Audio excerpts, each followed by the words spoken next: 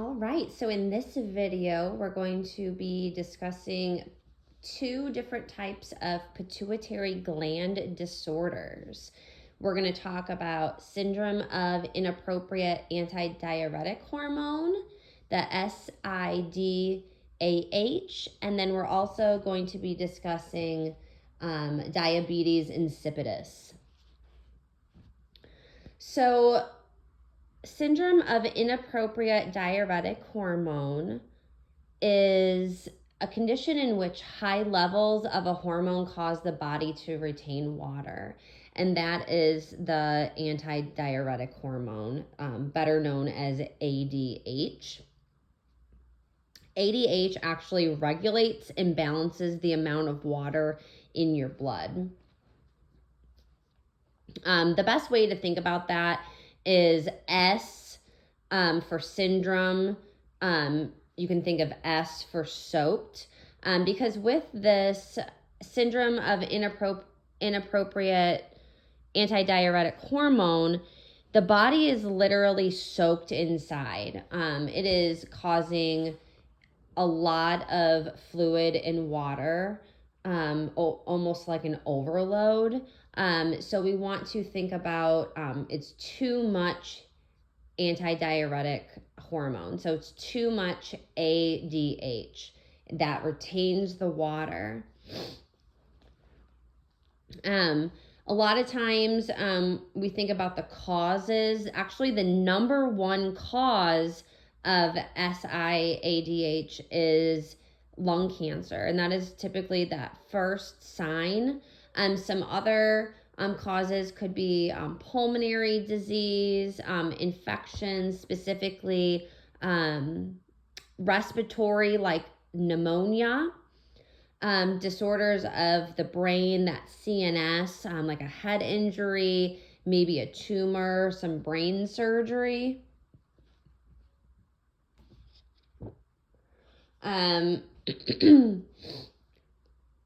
Also can happen with HIV medications, Guillain-Barré syndrome, meningitis, and then also, which when we talk about diabetes insipidus, you'll hear of this med talked about when we talk about that, but diabetes can actually, which is actually a diabetes insipidus treatment, can actually be a cause for syndrome of inappropriate antidiuretic hormone. So if somebody is taking this diabetes for a treatment of diabetes insipidus, this can actually flip and end up turning into this SIDAH.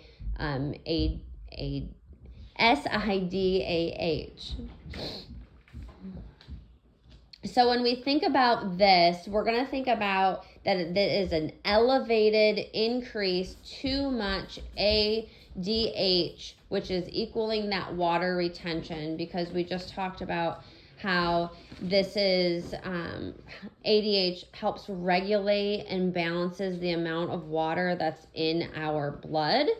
So if we're having too much of that, it's retaining that water.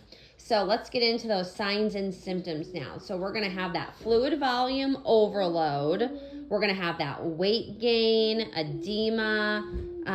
When we think about that overload, those kind of goes with those signs and symptoms that we're going to end up having hypertension, tachycardia, maybe some nausea and vomiting, then hyponatremia. So we're going to have low levels of sodium, and also probably some mental status changes as well. We're going to have that confusion because that brain tissue is going to be swollen. Also, with that hyponatremia too, I don't want to forget that, we're going to be putting them at risk for possible seizures. So we want to remember our seizure precautions with that. This could also have some anorexia. These patients are not going to feel hungry. They don't feel good. They're so bloated. You think of that fluid volume overload. They have lots of edema. They've gained lots of weight. There's nothing that they can do. They don't eat, but they still feel so bloated and heavy. And so there's going to be some anorexia. They're not going to want to feel like they want to eat since they feel so much water retention is within them.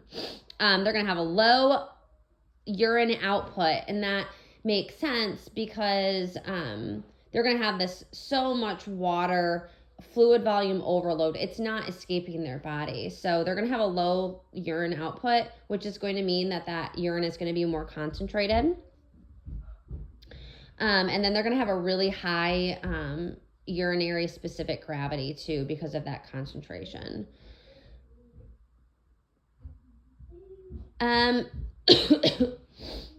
This treatment is going to be, like we talked about with the hyponatremia, we want to implement those seizure precautions. Of course, elevating that head of bed to promote that good venous return. We're going to be implementing strict fluid intake because we already have so much water retention and we're already fluid volume overloaded. So we need to restrict those fluids. And then for medications, we're going to administrate those loop diuretics, specifically Lasix. But before we ever want to administrate that Lasix, we always want to be checking that MAR, specifically the lab for potassium, and see what that potassium level is like. Because when we give Lasix, it actually takes potassium with it. It's a wasting loop diuretic. So we need to be watching that potassium level. We can also give vasopressin antagonists, and then also a hypertonic IV solution, specifically about 3% normal saline. Excuse me. This hypertonic solution is actually going to help draw the fluids out. And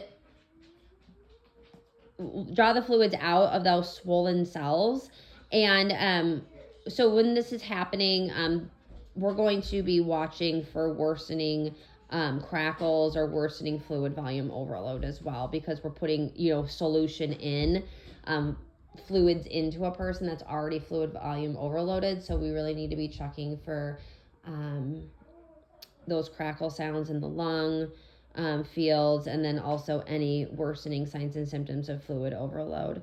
We're probably not going to be giving a hypertonic IV solution as a general med on a general acute floor. This is going to be more for the ICU. And then definitely if you are doing a hypertonic like in the ICU, this would be given through a central line only.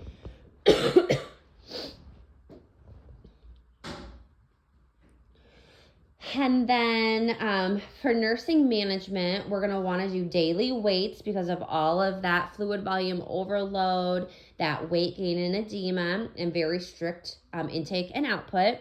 Of course, our safety precautions for all of that, especially with that hyponatremia and that risk for seizures.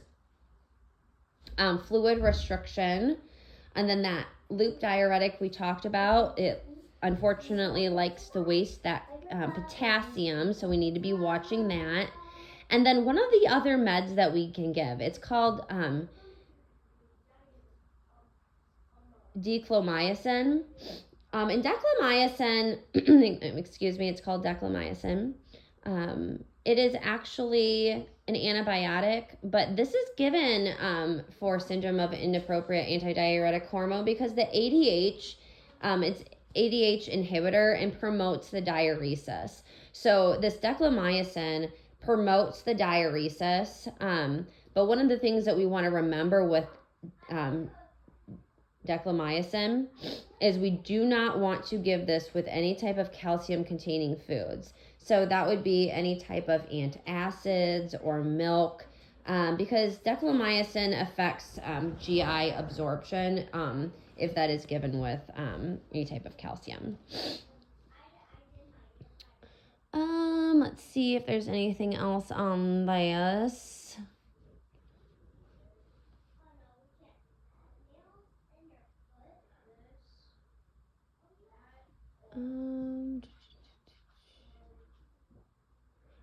We might see some excess thirst, so maybe we might see some polydipsia, difficulty breathing, and that as a whole makes sense because if we're fluid volume overloaded and we're swollen and edema, it makes sense that a patient might have some difficulty breathing or some shortness of breath, especially on any type of exertion.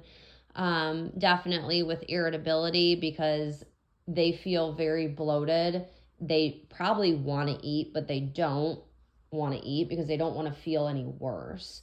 And then obviously with that is going to come a lot of fatigue as well because they don't feel good. They're not wanting to move around. They just they're uncomfortable. And then of course with having the fatigue and then the irritability, probably getting a little muscle cramps in there as well. And then also we can think about any muscle twitching. Excuse me. And let's see if there's anything else on that.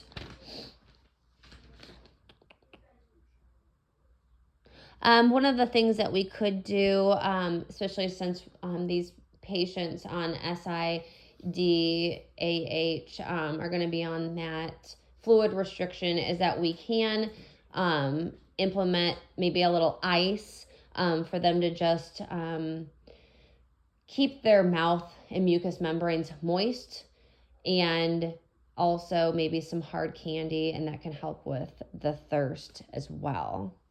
And I think that is it for that. So now we will discuss, I have a couple more things on this.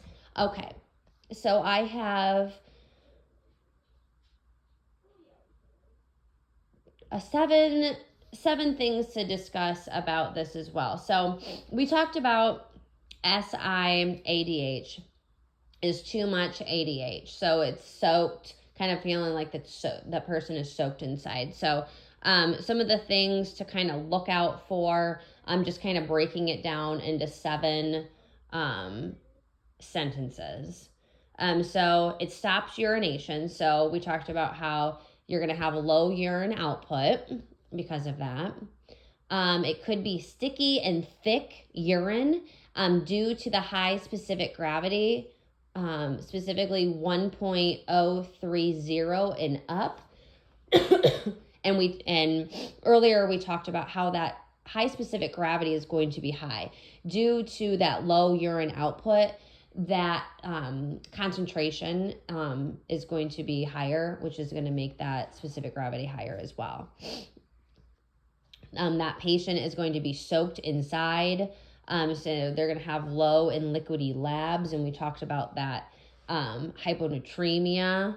And it's gonna, our normal sodium levels are 135 to 145. So we're gonna expect that to be under 135, that hyponatremia. And of course, watching out for those seizure precautions as well. One of the low signs of low sodium is a headache. That is an early sign that is sometimes seen. And of course, along with that, like we said, with the seizures, looking out for any signs of those that might be impending, especially confusion, maybe blank stares, things like that. Severe high blood pressure, so they're going to have that hypertension as well as tachycardia. And then, of course, stopping all fluids. And we want to give diuretics and salt because they already have a low level of sodium. So we're going to stop the fluids. We want to give salt. And I know that sounds crazy because they are already fluid volume overload and what we know with salt, but with this, they actually need that salt. So we're not telling them to, go out and eat Long John Silver's or, go to McDonald's and have, some salty French fries. We're just going to give just the regular salt maybe in just, good nutritious foods, a good nutritious diet, just not trying to give them a low sodium diet. And then implementing those diuretics that we talked about, that Lasix, that loop diuretic. And we also talked about that declamycin, which is promoting that diuresis as well. And then, of course, if we are if that patient is in the ICU, more of that ICU setting, it wouldn't be surprising to see some hypertonic IV solution, that 3% no more saline being instilled through that central line. Otherwise, that patient is not going to be most likely receiving any IVs or drinking. They're going to be at that NPO or very restricted for fluids. Okay, I think that is now it for syndrome of inappropriate antidiuretic hormone. Now we'll go into diabetes insipidus. So diabetes insipidus also can be called just DI. And an easy way for me to remember what diabetes insipidus is I think DI, dry inside. And so that is just a little saying that helps me know. And if you know what either syndrome of inappropriate antidiuretic hormone is, it's literally the exact opposite of diabetes insipidus. So going into that with that thought, that ADH is actually decreased either due to a kidney issues, drugs, maybe even pregnancy. Typically we see that more in like the third trimester of pregnancy. Could also be trauma to the brain or the hypothalamus. So this is where diabetes insipidus is where the patient is not getting enough ADH produced. So they're actually losing water. They're losing too much. So it's the opposite. So that syndrome of inappropriate antidiuretic hormone is making too much and it's holding on to all of that fluid, where diabetes insipidus is letting it all go. And it is not making enough ADH. We know that ADH regulates and balances. We know that ADH regulates and balances the amount of water in your blood. So that is why if it's not making enough ADH and it's not being produced, we're losing water. So some of the causes would be head trauma, brain tumor, maybe just manipulation of that pituitary, because those kidneys are not receptive to ADH anymore, damage to the hypothalamus or that pituitary gland. Also maybe stroke as well. Because this is a deficiency or a reduction in that secretion of that ADH or a decreased renal response to that ADH. So we can also see surgical ablation, maybe a sinus surgery. Also, we talked about one of the drugs in that syndrome antidiuretic hormone that, is a treatment for diabetes. Well, there's actually a cause for diabetes insipidus. This is actually a treatment of syndrome of inappropriate antidiuretic hormone. And this cause for this would be declamycin, which is the treatment of syndrome inappropriate antidiuretic hormone, what we talked about. And this taken can actually turn, when this declamycin, since this is a treatment for this, in gestational diabetes, this can actually turn the placenta, produces too much vasopressin, which can cause syndrome of antidiuretic hormone to actually break down. any infections of that central nervous system, especially meningitis, encephalitis, or tuberculosis. And then also failure of the renal tubules to respond to antidiuretic hormone.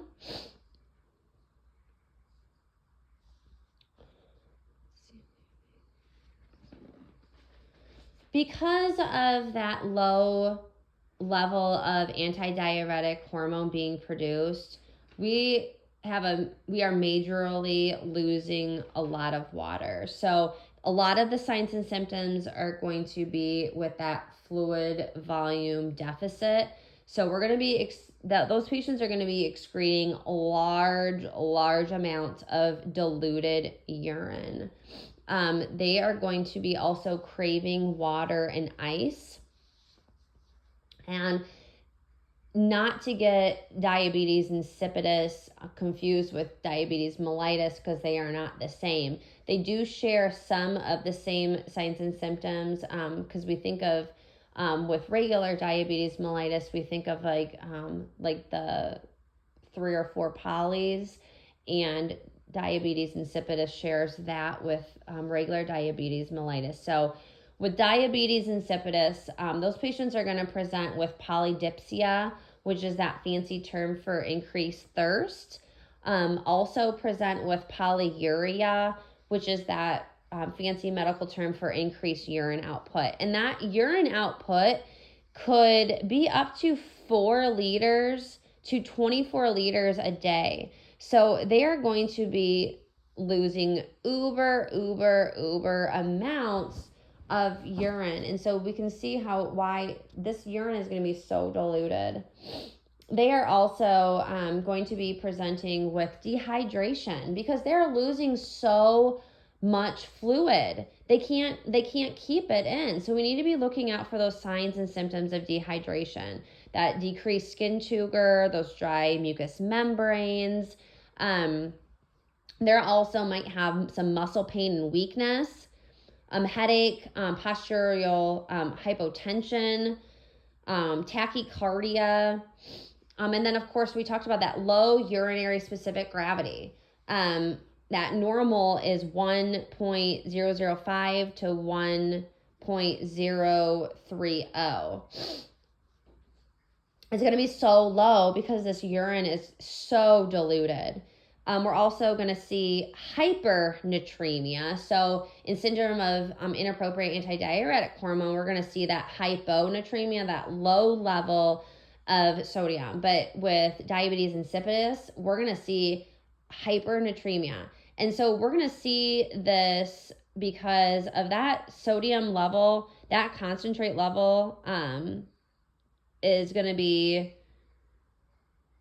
due to those low fluid levels. There's a lot of sodium and a lot of water in that urine. So, let's see if there's anything else I need to see. Okay, and so for the treatments, we're going to do adequate fluids. We're going to do an IV hypotonic saline. And then we can also do ADH replacement because since we know that our patients' bodies with this are not producing enough ADH. So we can do ADH replacement since they're missing. We're going to replace that missing hormone. They can also do monitoring that fluid, that intake and that output. We're going to do those daily weights. We can also do that hormone therapy, typically for that ADH, that could be called like that DDAVP. They can also do indomethacin. And then just monitoring for signs and symptoms of hypovolemic shock. So we're talking about losing a lot of fluid, and we're talking about having that postural hypotension and that tachycardia. So that kind of gets your wheel spinning about, okay, well, this kind of sounds a lot like hypovolemic shock. So we really do need to watch out for that dehydration and replacing those fluids, doing that fluid therapy when needed and when ordered. And then obviously we want to be monitoring those serum sodium levels, the shock signs and symptoms, and making sure that we're doing adequate hydration like what we talked about. The key player in diabetes insipidus is obviously the ADH. Sometimes it is also, ADH can also be called like the vasopressin. So sometimes people might say vasopressin instead of ADH. The hypothalamus actually produces the ADH. And that is the function of the ADH plays a major role in the amount of water, plays a major role in regulating the amount of water in our body, and also constricts that blood vessels. ADH causes those renal tubules to retain that water. So increased levels of that ADH or that lower ADH. So what we were talking about with syndrome of inappropriate diuretic hormone, those ADH levels are going to be increased, that keeping that water. And then with diabetes insipidus, those ADH levels are going to be less. They're not produced as much, and we're going to be losing a lot of water. And then just to remember that when we're talking about these two disorders, there are two disorders of the pituitary gland, but specifically that posterior pituitary gland. So the hypothalamus is actually produces this ADH, but the posterior pituitary is actually secreting and storing this. So some nursing management for diabetes insipidus would be, like we said, the daily weights, strict INO, the safety, especially for any type of seizure precautions as well. Not as much for diabetes insipidus, because we're going to have elevated levels of sodium, but we still want to watch out because we're not, because we're those fluctuating levels with the urine, we still want to just do safety precautions in general. We want to restrict fluids that are going to promote diuresis. And what is really interesting about this is because these foods like watermelon, grapes, and lemons actually promote diuresis. So if somebody is losing, we talked about, even 4 to 24 liters of urine, of that very diluted urine. We're losing that a day. We don't want to eat any types of foods or drink any drinks that are going to promote any more urination. And so watermelon, grapes, and lemons actually promote diuresis. Drinks that promote diuresis would be teas, coffee, energy drink, soda, and even caffeine. And I have that caffeine is more of that number one drink that we want to instruct people with diabetes insipidus to avoid as much as possible. And so the medical treatment for diabetes insipidus is Diabetes. And like what we talked about in SIADH is that is actually that can be one of the causes for that. But with diabetes insipidus, this is one of the medical treatments is Diabetes. This is going to be more for mild cases because this is not as popular due to its side effects. Because Diabetes is actually a type 2 diabetic medication that's going to end up increasing that ADH hormone. So that is why this is given for diabetes insipidus. Because I said that I don't want diabetes insipidus to confuse you with diabetes mellitus, because they have some similarities, but they are not the same thing, because this is an issue with the ADH production or lack of, I should say. But the medical treatment is that this diabetes, and this is actually a type 2 diabetic medication as well. And then because of that it increases this antidiuretic medicine or antidiuretic hormone, unfortunately, this diabetes can cause hypoglycemia.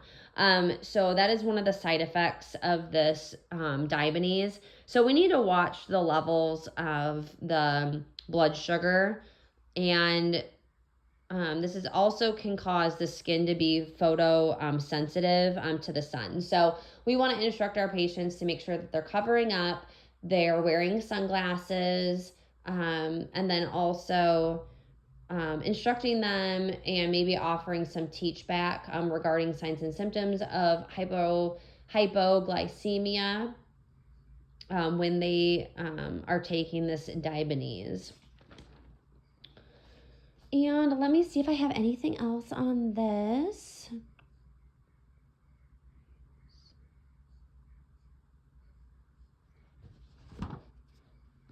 I don't think I do. Okay, I think that's it.